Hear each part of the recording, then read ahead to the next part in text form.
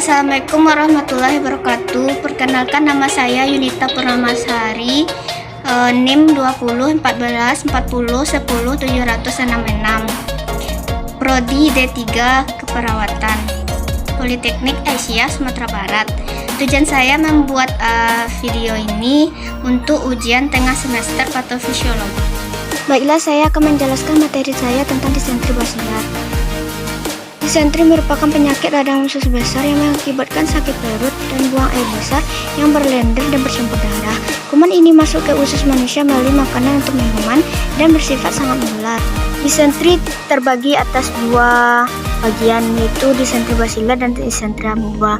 Disentri basilar yaitu disentri yang disebabkan oleh bakteri Shigella, sedangkan disentri amuba disebabkan oleh bakteri parasit Entamoeba histolytica. Etiologi dari disentri basilar. Disentri basilar disebabkan oleh bakteri Shigella, yaitu penyebab dari disentri yang berat dan tersaring.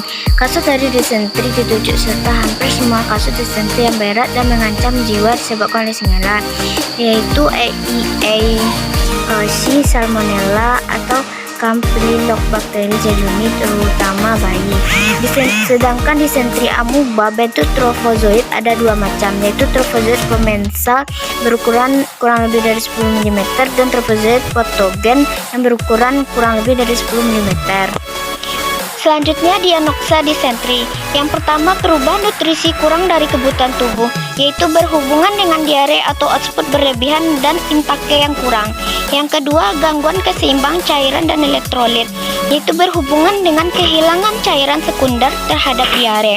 Yang ketiga, risiko peningkatan suhu tubuh, yaitu berhubungan dengan proses infeksi sekunder terhadap diare. Yang keempat, risiko gangguan integritas kulit, yaitu berhubungan dengan peningkatan frekuensi diare. Yang kelima, risiko tinggi gangguan tumbuh kembang, yaitu berhubungan dengan BB menurun terus-menerus. Yang keenam, kecemasan anak, yaitu berhubungan dengan tindakan invasif. Nah, berikut tanda dan gejala dari disentri basilar dan disentri amuba. Gejala dari disentri basilar yaitu panas tinggi, kisaran 39,50 sampai 40 Celcius atau disebut dengan apertosik, muntah-muntah, anoreksia, sakit kram di bagian perut dan sakit di anus saat BAB, dan ensefalitis. Sedangkan disentri amuba gejalanya yaitu diare disertai darah dan lender dalam tinja. Frekuensi BAB umumnya lebih sedikit daripada disentri basilar dan sakit perut hebat atau disebut dengan kolik, serta gejala konstitusional biasanya tidak ada.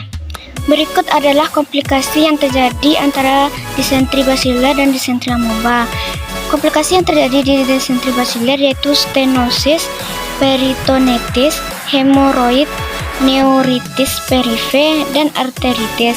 Sedangkan pada disentri amuba, komplikasi yang terjadi yaitu perdarahan usus, perforasi, ameboma, dan stiktura. Perbedaan dari umum disentri amuba dan disentri basilar adalah yang pertama, timbulnya akut pada disentri basilar dan timbulnya diare akut awal pada disentri amuba, serta gejala klinis pada disentri basilar terjadi toksemia, tensemus, sakit sifatnya umum.